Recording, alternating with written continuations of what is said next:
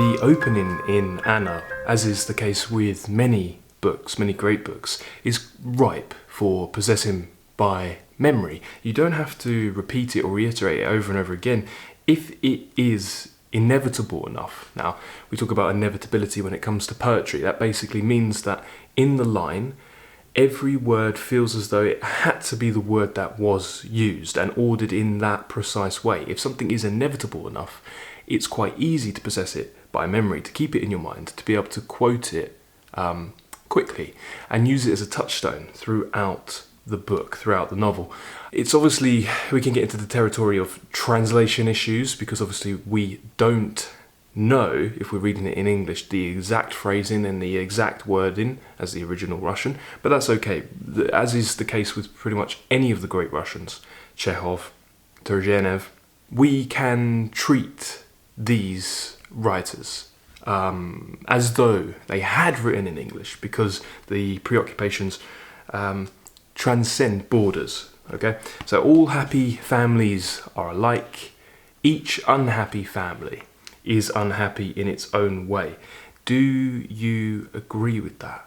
That's something that you're going to want to keep returning to, keep it in your mind as a touchstone throughout the novel. And the real beginning is actually all was confusion. Okay, all was confusion in the Oblonsky's household. If we started here, it would be in medias res, dropping you in the middle of things. All was confusion, and this idea of confusion is reiterated over and over and over again. Let's go through it. Okay, so the wife has just found out. That's Dolly. She just found out that Stepan has been having an affair. There's an interesting opening on many levels. Firstly, because it confuses, not only all was always confusion in the Oblonsky household, it confuses the reader as to what sort of genre you're being placed into. You might be mistaken for thinking that you've been thrown into a light domestic drama, a comedy even, and there is some parallelism, there's some foreshadowing to come with Anna's story. Basically, right from the start, Tolstoy wants to put up this idea of male infidelity, but also just the bonds of society that hold a male accountable against the female version. He wants to ask this. So throughout, Tolstoy is going to be making comment upon parallels to using the characters between Stepan and Anna to see the difference. I mean, the question is, had this been Dolly that had committed the affair, would Stepan be sleeping on his couch, shrugging it off with a smile, being a bit happy-go-lucky? Probably not. Now, obviously, the family is going to keep relatively intact in this case. And that, if we look as well, this is a really interesting opening because right from the start, we are forced to align ourselves, sympathise with, empathise with an adulterer. So we are seeing things from Stepan's point of view. He is not actually demonised, judged though we might feel ourselves inclined to. We understand him, and that is the refrain that's going to continue throughout this novel. It's the idea of understanding or lack of understanding. Immediately we are alongside him on the couch, waking up from a dream. And what is he dreaming of? He's dreaming of the song Il mio tesoro. Now, Il mio tesoro, that's an aria from Don Giovanni, in which one of the characters, Don Ottavio, is he is saying that he will get vengeance, okay?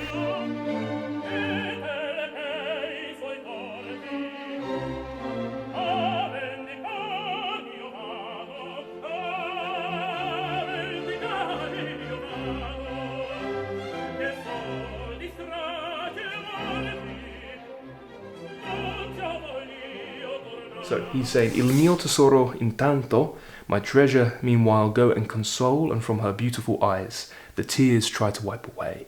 Tell her that the wrongs against her I'm going to avenge, that only of killing and death as announcer I will return. Now let's look at the interaction between Stepan and his wife Dolly, because this reveals just how masterful Tolstoy is at rendering psychologically complex characterization, psychologically complex interactions, and also how he enables us as the reader to sort of position ourselves above the intercourse, above the fray, the exchange, and we can weigh in, we can judge, we can think different things, but we have the benefit of being able to see inside the characters' minds and see outside them and know everything we know about life as well. So Stepan gets a chance to remedy the situation. Okay, and when we're thinking about what happens here, you might want to think about Viktor Frankl. If you've read Man's Search for Meaning, this applies, this idea of being able to choose your response in any given moment. Viktor Frankl, by the way, Man's Search for Meaning is a very slim book. It's a very good book. You can read it very quickly. I would recommend it as secondary reading. It was written, obviously, after Tolstoy. Frankl was a survivor of the Jewish Holocaust camps in Nazi Germany. He had his wife taken from him and killed. He had his work taken from him. He did return after the war to a lecturing position as a psychologist, and he developed a strain of psychology known as logotherapy, which I believe is more effective than psychotherapy, psychoanalysis. So the idea that Frankl came up with, he was not despairing when he came out of the Holocaust camps, out of Auschwitz. What he came up with was this idea that we can choose our response in any given moment, and between stimulus and response there is a space, or between stimulus and response there is a gap. Now, this was not really the dominant thought of the day. Writers around Tolstoy's time were thinking of humans almost as though you were programmable machines or animals responding to impulse and stimulus. So there's a book called Reflexes of the Brain by Ivan Sechenov. I can't pronounce Russian very well, but basically in that book, around the time, and Tolstoy would have read this book. It would have been a popular book. It would have been one of the books that the liberal newspapers, such as we'll see Stepan reading, would have commented upon.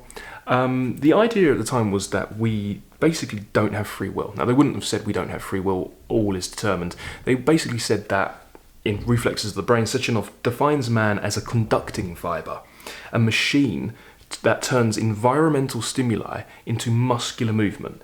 And he wrote, the brain is the most strange and fantastical machine in the world, a mechanism which, if brought into action by a certain cause, ultimately produces a series of external phenomena, which are expressions of physical activity.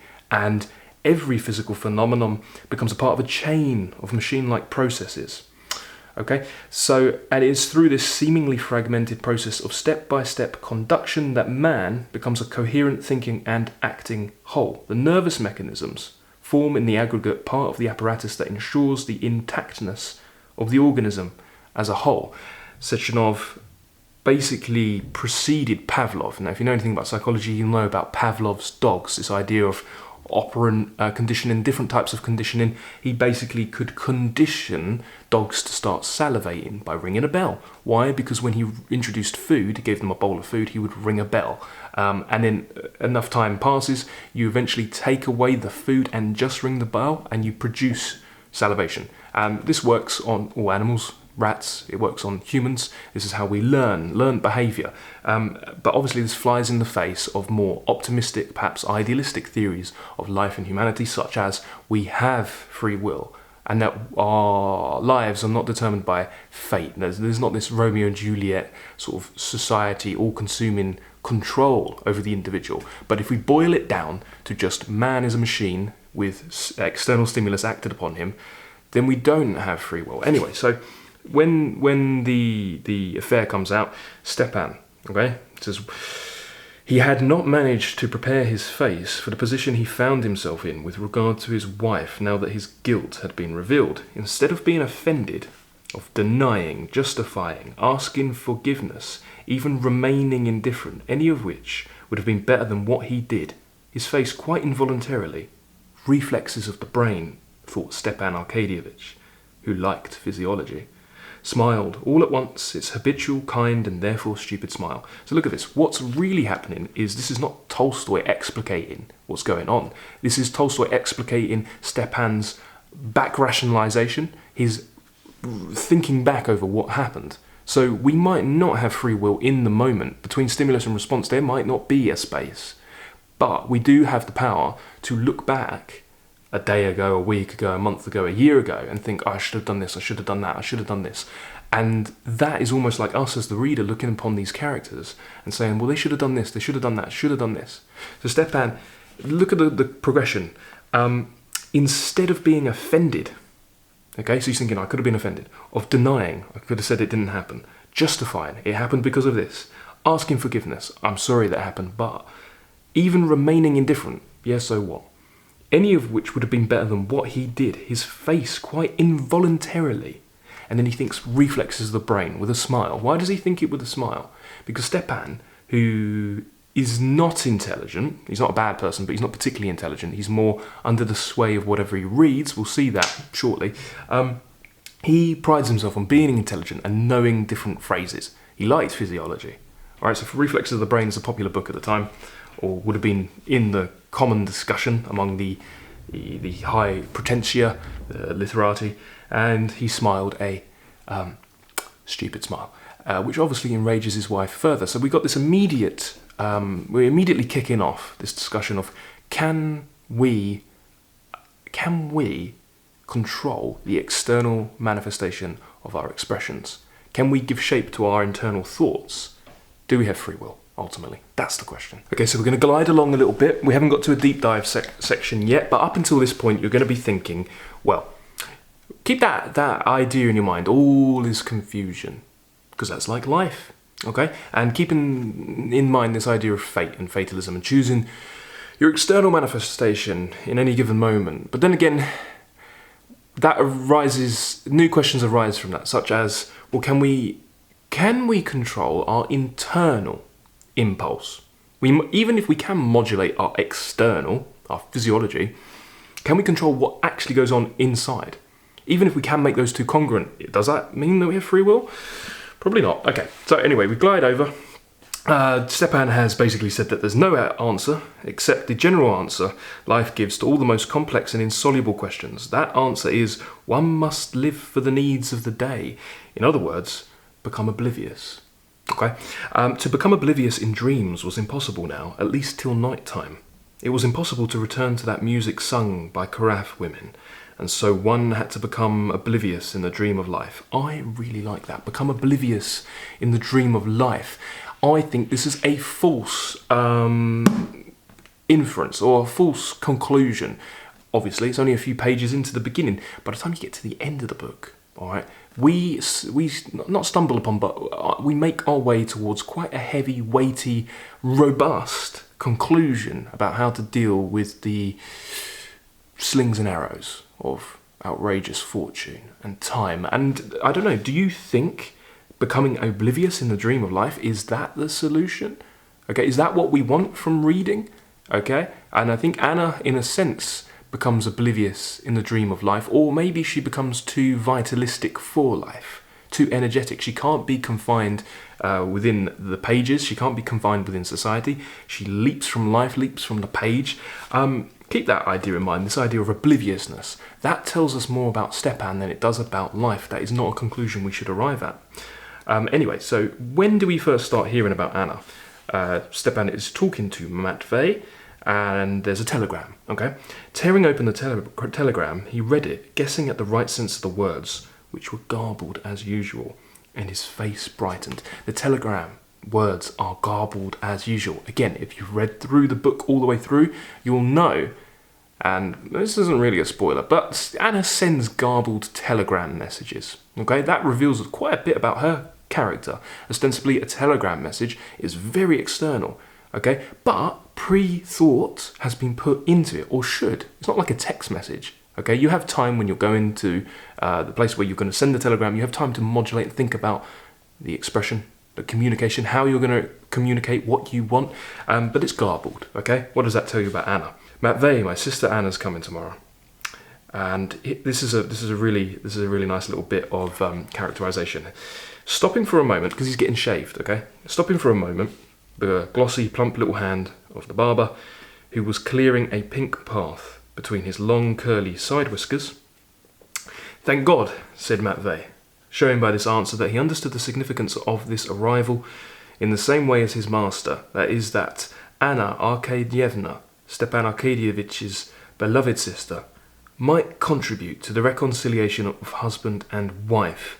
Alone or with her spouse, asked Matvey. This is nice. Stepan Arkadyevitch, unable to speak because the barber was occupied with his upper lip, raised one finger. Matvey nodded in the mirror. Alone. So he's been shaved. So is she coming alone or with her husband? Okay? This is how Tolstoy is masterful at rendering characters that we believe in. Masterful at rendering realism. Okay? This is not surrealism, it's not magical realism, this is realism. It's just meant to feel like life. And he does this with time, and he does this with complex characterization. Complex meaning faithful to our idea of how a human, or this specific human, might act in that specific moment. Okay? That is so Stepan. That is so Stepan's type of person. Because he's human. Okay? Does that tell you anything about his character? Not really. But it does tell you that he is human, and it also creates a sense of time. We feel the time passing in his conversation between Matvey. It's like it's happening in real time. So they're hoping that Anna might contribute to the reconciliation of husband and wife, which is ironic. Irony is one of the most supreme tools in a great artist or a great writer's artistic toolbox. Irony. Saying something that is not what you mean, or saying something that you believe not to be true, or saying something that is actually the opposite of what you mean, or just setting up something that is...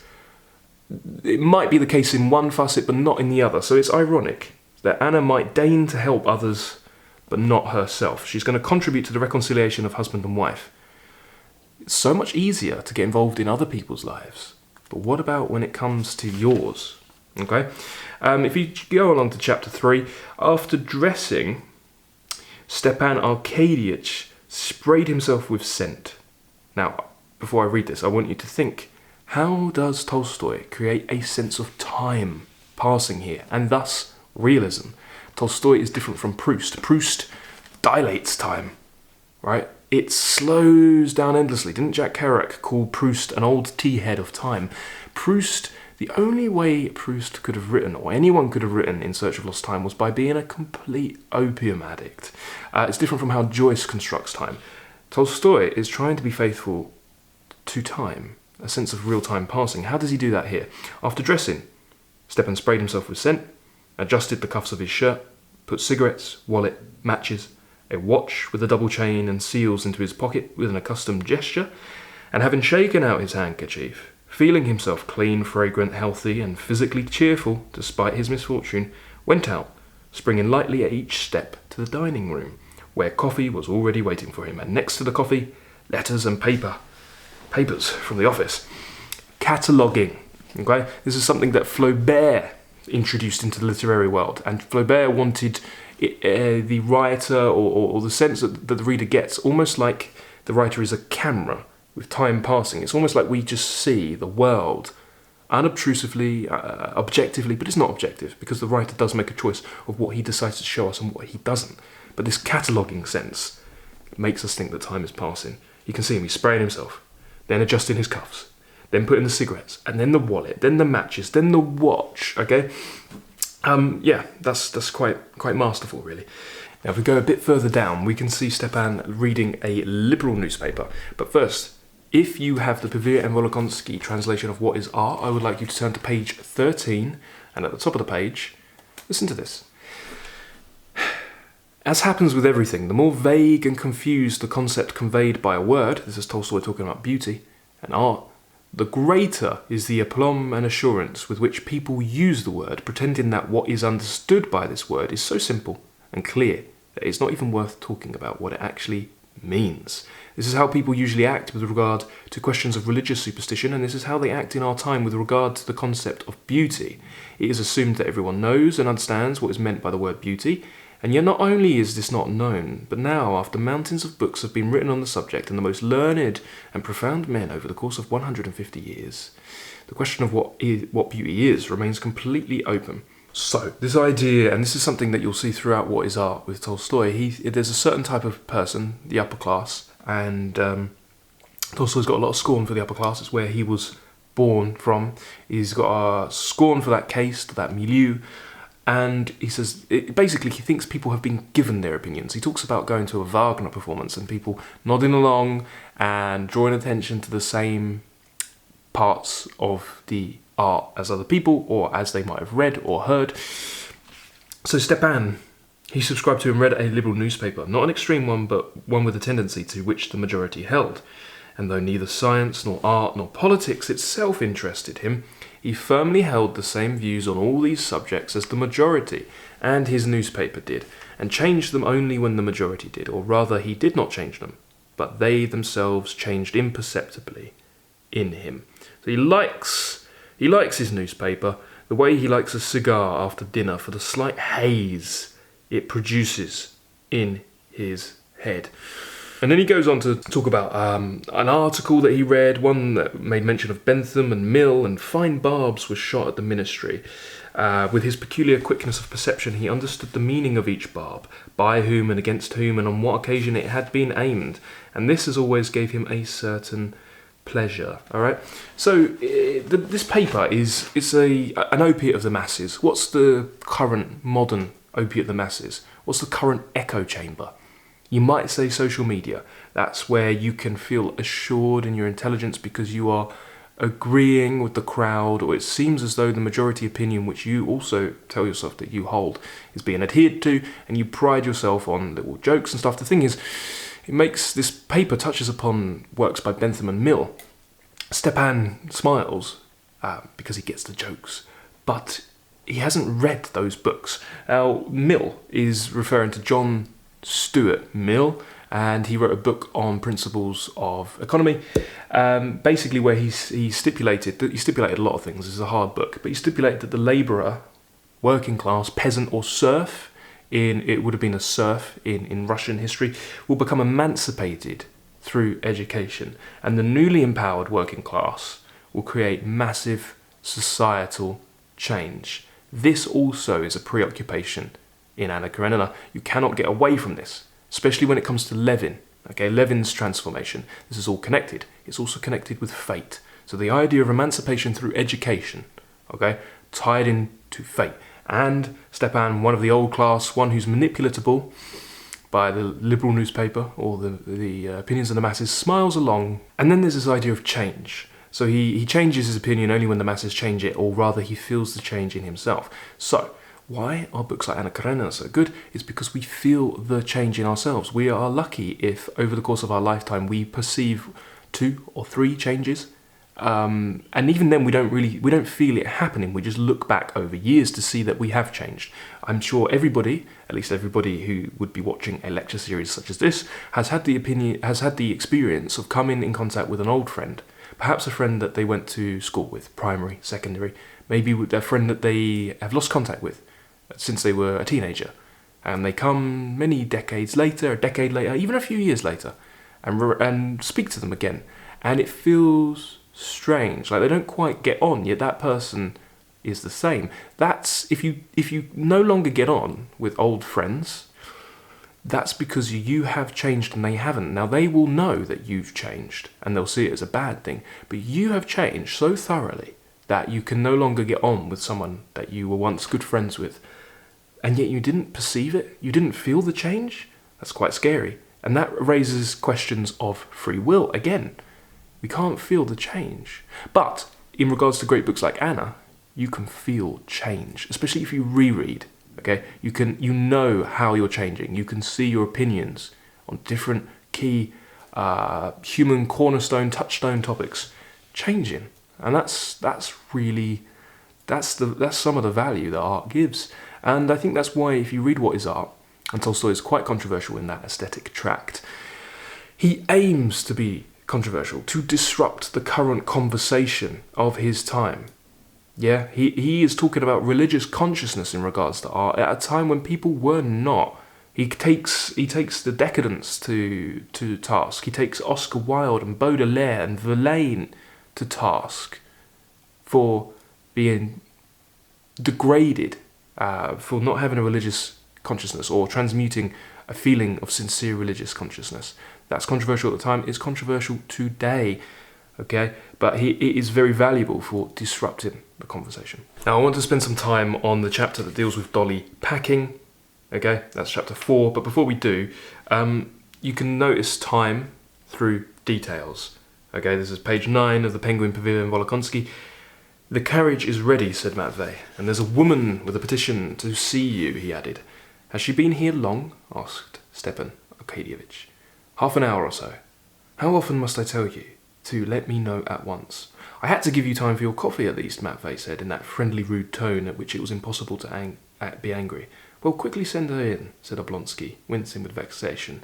Now, this is passing of time, okay? It feels like we're there. Sometimes as well, look out, there'll be extraneous details in here, in the book. Sometimes there'll be details or episodes, or whole chapters, dedicated to something that happens that seems filled with significance, and yet it doesn't influence the characters or the story at all. Okay? Sense of time and character are related. And so Stepan, thinking about how to repair things with his wife, he says, "Shall I go or not?" And his inner voice told him that he should not go, that there could be nothing here but falseness, that to rectify, to repair their relations was impossible, because it was impossible to make her attractive and arousing of love again, or to make him an old man incapable of love. Nothing could come of it now, but falseness and deceit, and falseness and deceit were contrary to his nature. Is that true? Are falseness and conceit contrary to his nature?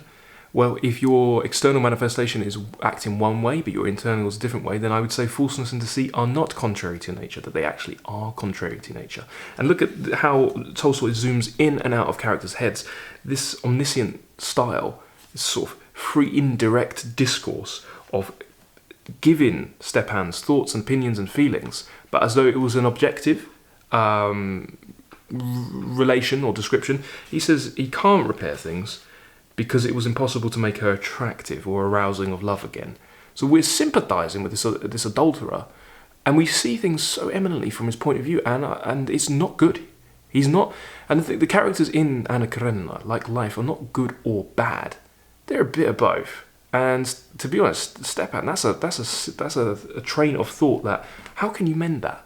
He doesn't come from the point of view that love, for example, is a verb, it's an expression, it's a doing word, and it's a choice in the moment. That would be very Frankl-esque, wouldn't it? Between stimulus and response, there is a space. It comes from the point of view that it's her fault. This is automatic. It's just her fault because she's too old now. And how do you convince someone like that? There we go. Let's go into Dolly or Daria Alexandrovna packing. All right, Daria Alexandrovna wearing a dressing jacket, the skimpy braids of her once thick and beautiful hair pinned at the back of her head. Her face pinched and thin, her big frightened eyes protruding on account of that thinness, was standing before an open chiffonier, taking something out of it. So look at that. Once thick and beautiful hair. And we start to wonder, whose consciousness is this? We know Stepan's thoughts of Dolly. But it's infected, it's intruded into the omniscient narration. Is this Tolstoy's thoughts? Are we meant to see Dolly the way Stepan sees her? Okay? Because this is not an objective thing. Once thick and beautiful hair, someone might say that her hair is still thick and beautiful. But that once has really doubles down and reiterates Stepan's point of view. So we're living in Stepan's consciousness. And Stepan's consciousness is limited. He is swayed by the masses. He reads a newspaper about books he's never read. And he smiles at jokes that he deludes himself into thinking that he understands and thinks himself intelligent. How do we deal with that? So you go through all of this. Let's read it. Hearing her husband's footsteps, she stopped, looked at the door, and vainly tried to give her face a stern and contemptuous expression. Exterior, interior arguments. She tried to give her face a stern expression. She felt that she was afraid of him and of the impending meeting. She'd just been trying to do something she had already tried to do 10 times in those 3 days, to choose some of her own and the children's things to take her to her mother's. And again, she could not make up her mind to do it, but now, as each time before, she told herself that things could not remain like this, that she had to do something, to punish, to shame him, to take revenge on him for at least a small part of the hurt he had done her. Now, really nice characterization and parallelism. So remember the sort of cataloguing, the progression of Stepan's thoughts. If we flick back very quickly, when he's thinking how he might have acted, he could have been offended, denying, justifying, asking forgiveness, even remaining indifferent.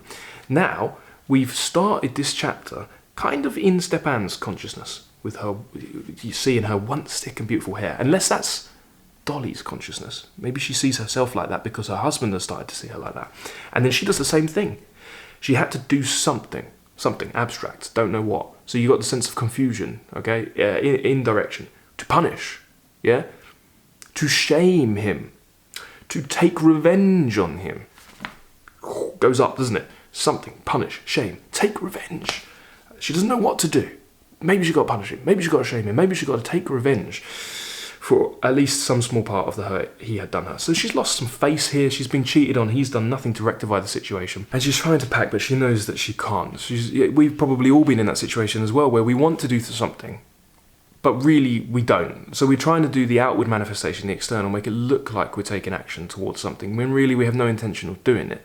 So actually she's trying to perhaps cajole herself, persuade herself, influence her husband to actually say something to her that might make her feel better. Now you're going to see these two talking to each other. We see them talking to themselves, their interior sort of monologue, right?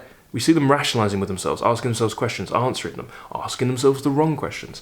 And then we see that these two people who want very different things, don't know how to talk to each other, don't know how to understand each other, aren't really listening to each other. Because to be honest, us as the readers, we could just be like, Stepan, this is the thing you need to do to make things right. Okay, and how do we get that? Okay, she felt it was impossible to leave him because she could not get out of the habit of considering him her husband and of loving him. Is love a habit? She couldn't get out of the habit of loving him. So this idea that love is a choice, love is an action, and it's something that we do because things that we do become habitual. All right. So love is habitual, but he has somewhat got out of the habit because she has aged, all right?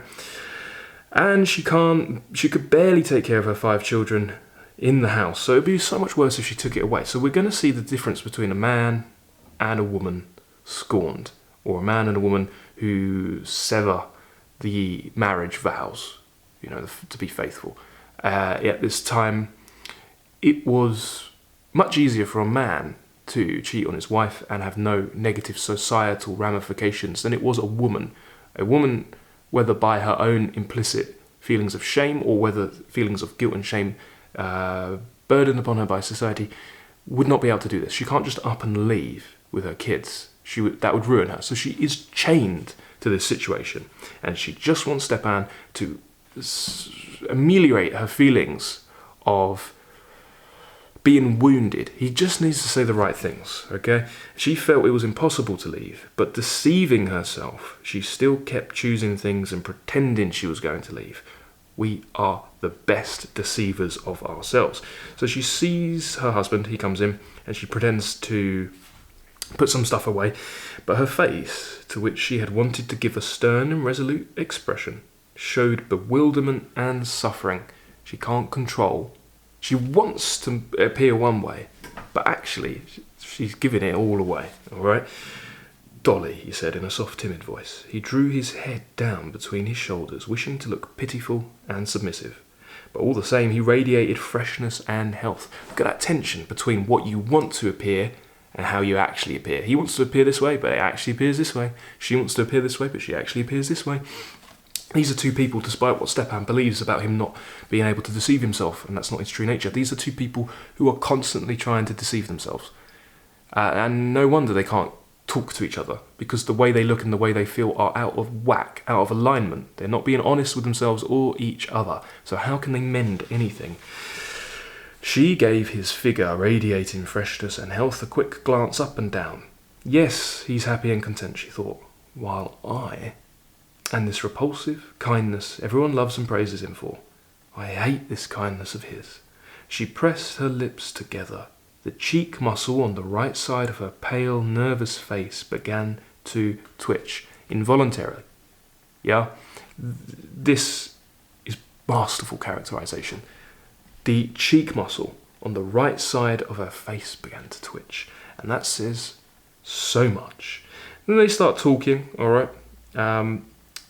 And he doesn't know what to do. Dolly, what can I say? Forgive me, think back.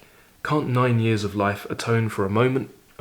He can do all this backward rationalization. He's like, can't my past self save me from what I've done? And that's it. You can't. You can either choose your choice in the given moment, and he's right there in front of his wife, and he can atone right then and there, or he can make her feel loved, or make her feel beautiful, apologize effectively, Or he can do a complete cop-out, say, I can't do that, because he can't actually be honest with himself or her, and he can ask that she uses his old self to make it all better. And that's not how it works. And if you've read through the first part, you'll know that although Dolly seems to want to punish him, take revenge, she doesn't really. It's the same way with packing up and not really going anywhere. She doesn't really want that. What she really wants is to feel love. And the thing about humans, human nature, is that we cannot hold on to a grudge forever. That is not human.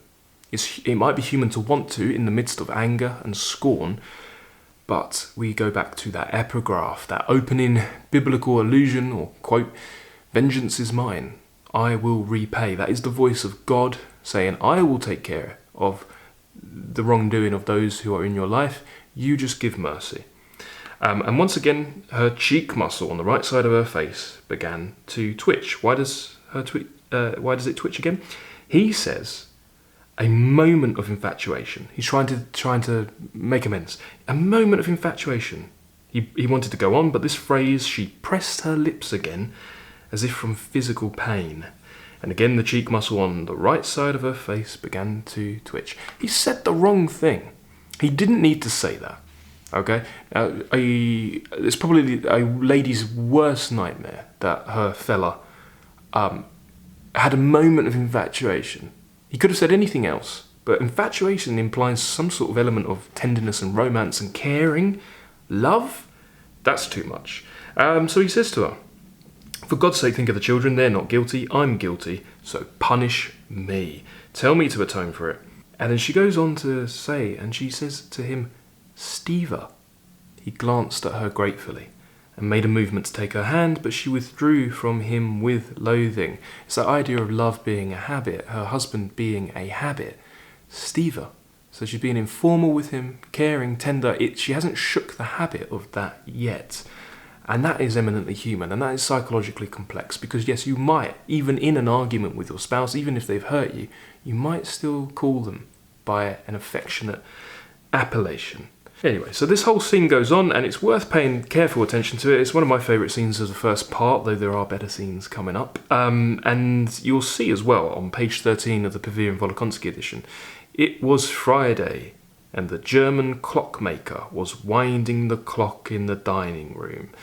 So amidst all this, Tolstoy's kind of in a meta-theatrical, self-conscious way saying, hey, remember this is a novel, okay? He'll do this more overtly when we see Anna reading the English novels, but you've kind of become so wrapped up in this conversation between Steva and his wife, and you don't fully feel time passing, but that's evidence that it's passing in the way that feels real. It's a real sense of passing. It's like you're there in the room watching an argument happen between real people in real time. And then Tolstoy says, hey, here's the clock. And that clock symbolises time passing, okay? It also might symbolise fate. What else do you think it symbolises, that clock? Right, let's get into Levin. So Levin turns up, okay? He meets Obolonsky, he meets Stepan. And on page 17, paragraph at the bottom of the page, about midway through, let's just go from the top of that paragraph. Levin was almost the same age as Obolonsky and was his familiar not only in the champagne line.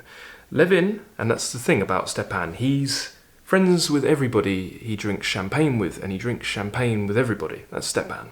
Okay, so Levin had been the comrade and friend of his early youth. They go on and on and on. To each of them, it seemed that the life he led was the only real life, and the one his friend led was a mere illusion. Now, I want you to keep in mind as we think about the construction of character and how Tolstoy introduces characters and develops characters, think about this idea, this Proustian idea, that our social personalities, ourselves, are the creation of the thoughts of other people, and essentially, we are corporeal envelopes. Now, you might feel like you are the real person and that the life that other people live is merely an illusion. The life that your friends live is an illusion. In essence, they don't really exist until they come into your life. So your friend is in the country, you're in the city. When they flit in, then they sort of exist, but in their relation to you. But what does that mean? That means that how a person is configured and how they appear is through your lens, your prejudices, your likes, loves, wants, desires, fears, wishes, upbringing, cultural inflection and influence. Okay, so this idea that we are who we are based on who sees us. And so he introduces Levin. He introduces Levin as a Zemstvo activist, a new Zemstvo man that is sort of a new development of local sort of Russian council or village council, miniature government and sort of societal body in order to construct the rules of that village, that society. It's a step towards, but definitely not just yet, a step towards the emancipation of serfdom. But this was a big thing going on in Russia at the time. So that's how he's introduced. He's also a gymnast, lifts 150 pounds with one hand, a cattle breeder and hunter, and my friend, Konstantin Dmitrievich Levin, the brother of Sergei Ivanich Kozhnev. Okay? Levin, and to also think, that little catalogue, does that tell you anything about Levin or does it tell you about Stepan? That tells you more about Stepan. Stepan, the kind of guy who drinks champagne with everybody and is everybody's friends. Happy-go-lucky Stepan. Yeah? It's interesting that his introduction of another character tells you more about him, because Levin there is his corporeal envelope. He fills him up. And not only that, but it's in that instance, the instance in which he wants to introduce him to another person. And Levin sort of frowns. He shakes this man he's been introduced to, shakes his hand coldly and turns at once to Obolonsky.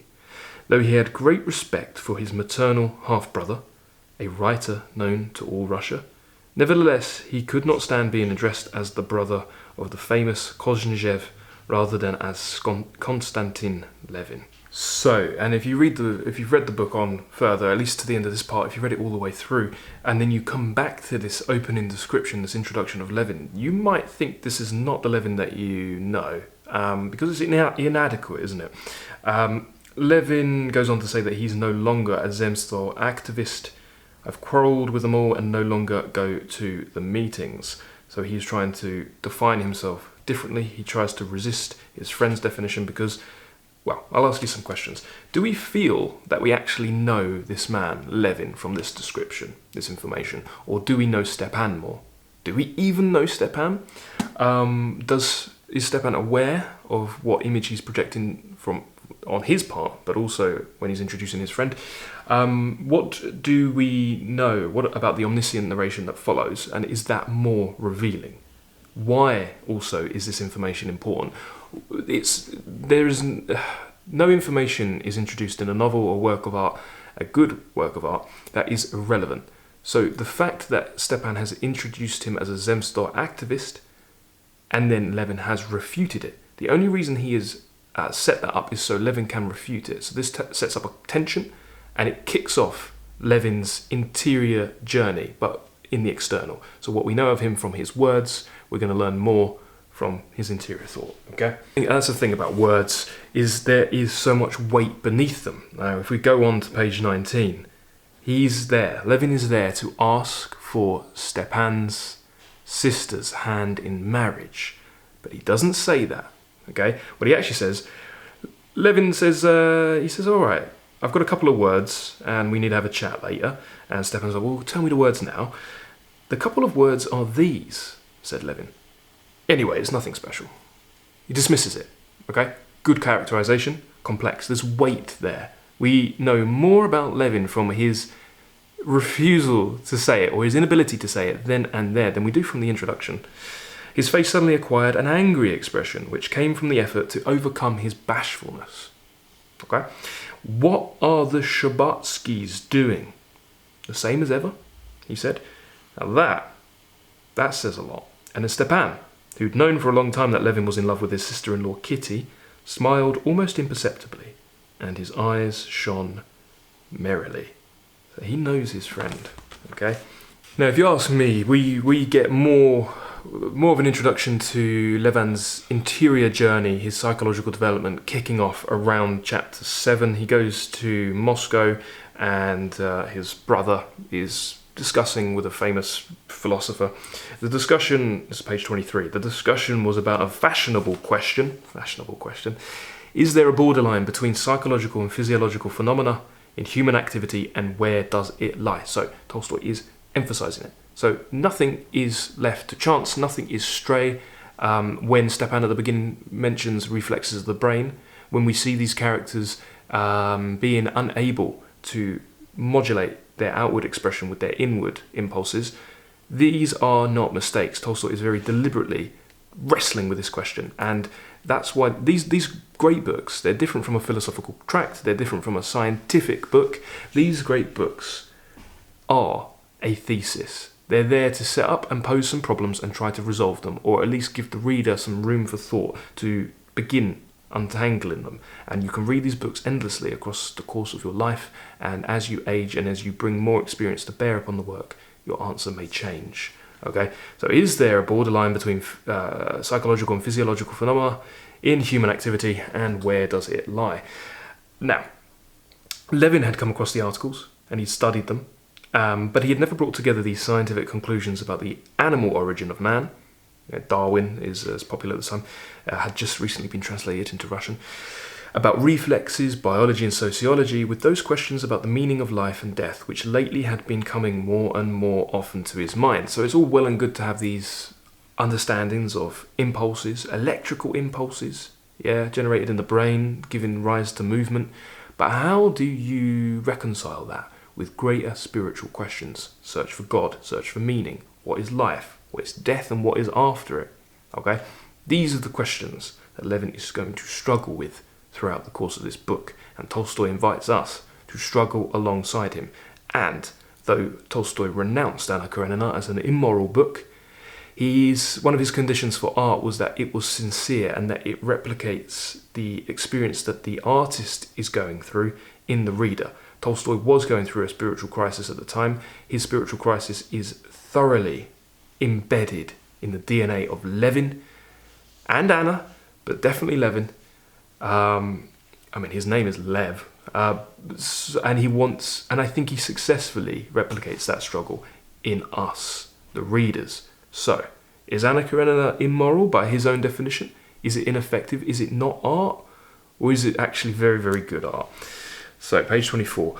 Listening to his brother's conversation with the professor, he noticed that they connected the scientific questions with the inner spiritual ones. Several times almost touched upon them, but that each time they came close to what seemed to him the most important thing, they hastily retreated and again dug deeper into the realm of fine distinctions, reservations, quotations, allusions, references to authorities, and he had difficulty understanding what they were talking about. If you've been to university, this might have been your frustration. This is the frustration of the ostensibly educated masses, the upper echelon, who think that they're educated. This idea that you can mask this stuff, that you don't have to address the actual important questions or do any introspection if you can just touch upon established authorities, quote the right people, make the right allusions. These are interesting questions, but they fail to connect it to what's actually interesting. Why do we study about electrical impulses in the human body? Why do we talk about conditioning? In and of itself, it cannot be its own aim, surely. There's got to be a greater seeking beyond this information. And I think this is where we see Levin's interior journey start to kick off. All right, top of page 25, Levin poses a question. He says, if my senses are destroyed, if my body dies, there can be no further existence? The professor, vexed and as if mentally pained by the interruption, turned to the strange questioner. That's Levin. He's a strange questioner, and I think that description sums him up, sums Tolstoy up, and sums ourselves up in the process of following along in the journey. Sums it up better than Stepan's introduction. But Stepan would never say, because he cannot be honest, he cannot even comprehend other people. He wouldn't introduce him as the strange questioner, but he is, who looked more like a barge hauler than a philosopher. More like a barge hauler than a philosopher. This idea of what one looks like, physiology. Do you have to look like a philosopher to ask the right questions? Or does looking like a philosopher mean you do ask the real questions? What's wrong with looking like a barge hauler? Are these greater questions of what it means to live? What's the meaning of life? Is there a God? Are the labouring working classes precluded from asking these questions? Yeah. Tolstoy seems to think that these are a more honest people. If you read his tract, What is Art? These are people more in touch with godliness, more in tune with their religious consciousness. Okay. Let's go on to chapter 9, and this is at the ice rink, and this is a really pretty chapter. It's very picturesque. It's like a painting. At 4 o'clock, feeling his heart pounding, Levin got out of a cab at the zoological garden and walked down the path towards the sledging hills and the skating rink. He's going to meet the Shabatskys, particularly Kitty, and in his mind, you're going to see how what he has in his mind influences his externalities. So you'll see that. It was a clear, frosty day. At the entrance stood rows of carriages, sleighs, cabbies, mounted police. Look at the specificity. So it creates a sense of realism, but it also creates a sort of a picturesque quality. And this is where Tolstoy is trying to be more overtly novelistic through description. Okay, this was his first attempt at a novel. He thought Anna was his first novel. War and Peace was not his first novel. And what he's trying to do here, he'll take a step back from the psychological realism that comes about by virtue of dialogue between characters, and then he creates a picture, all right? And he does that by specificity, detail, and progression. Sleighs, cabbies, mounted police. It's like you go to see a painting, and more comes into view. Proper folk, their hats gleaming in the sun, swarmed by the gate and along the cleared paths among little Russian cottages with fretwork, eaves and ridges. The old curly-headed birches in the garden, all their branches, hung with snow, seemed to be decked out in new festive garments.